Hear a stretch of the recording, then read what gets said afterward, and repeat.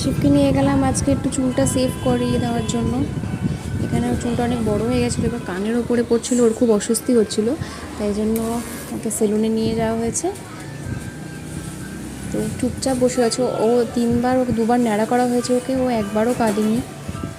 আগের ভিডিও তো তোমরা হয়তো দেখেছো, কিন্তু এখনও ও চুপচাপই বসে আছে দাদাকে ধরে।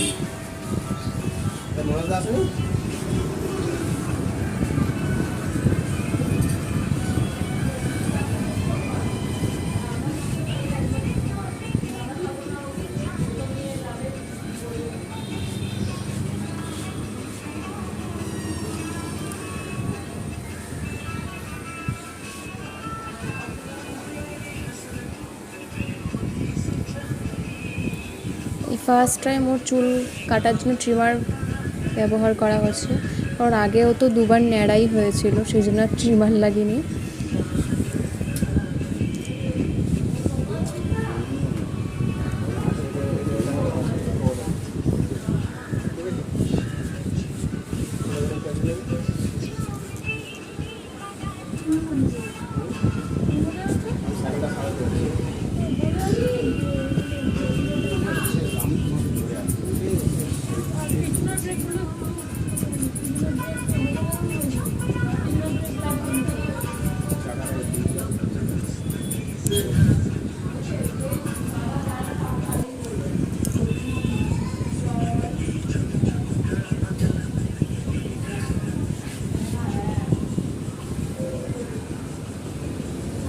এখানে চুলটা একটু স্টাইল করে কাটলো ও প্রথমবার।